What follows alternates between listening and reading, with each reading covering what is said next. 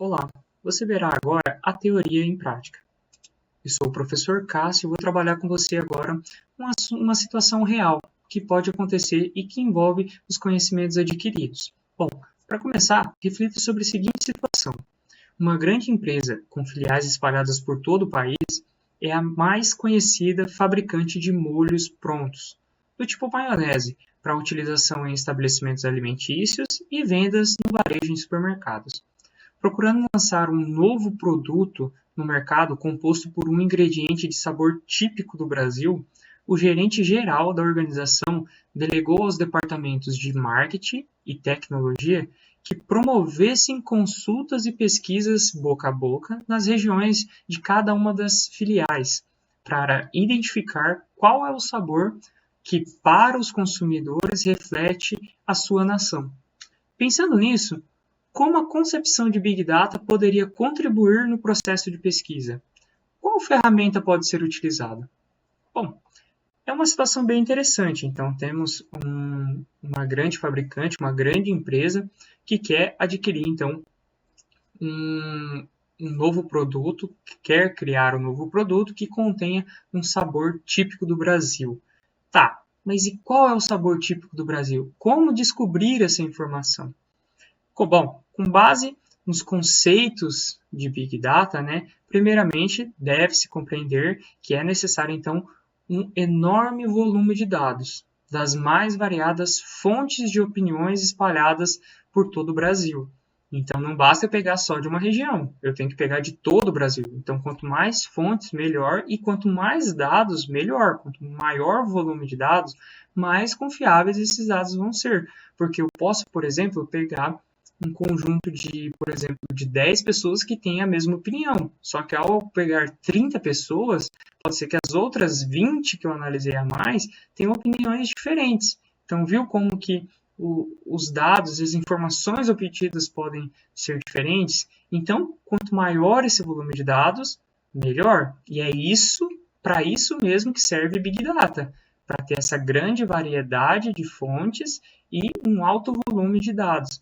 Além disso, os dados precisarão ser confiáveis e com potencial para realmente agregar valor à empresa, a fim de ser pois o objetivo dessa empresa é o que? É obter lucro, querendo ou não, com esse novo produto.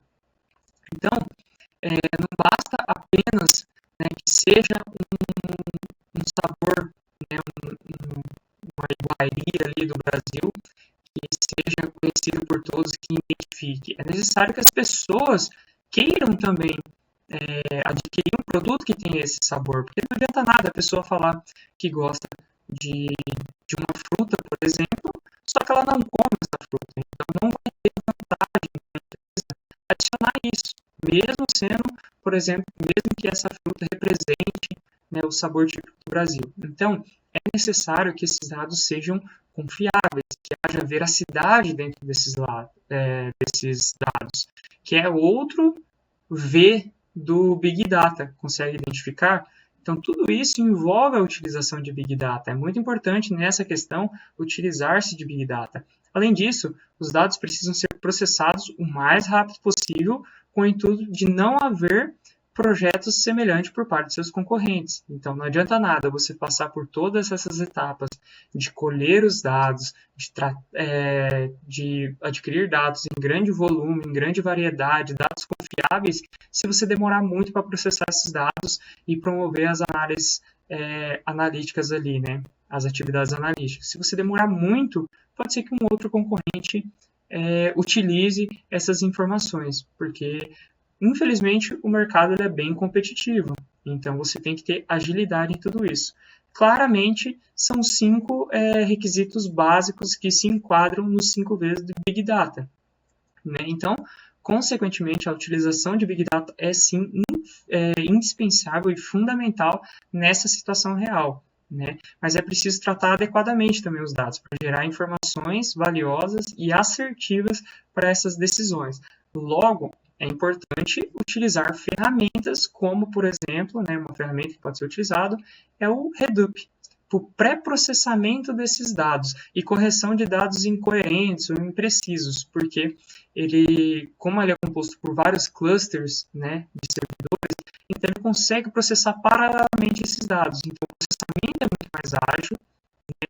E ele já deixa os dados bem trabalhadinhos ali para as posteriores análises, né? Para as posteriores atividades analíticas.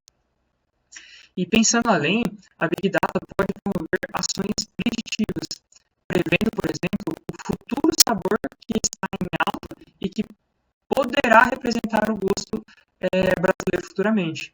No sentido de que, hoje, tal sabor é o sabor do Brasil, vamos dizer assim. Mas a tendência, analisando os dados, tem uma tendência de que a população daqui a alguns anos considere um outro sabor como o principal do Brasil.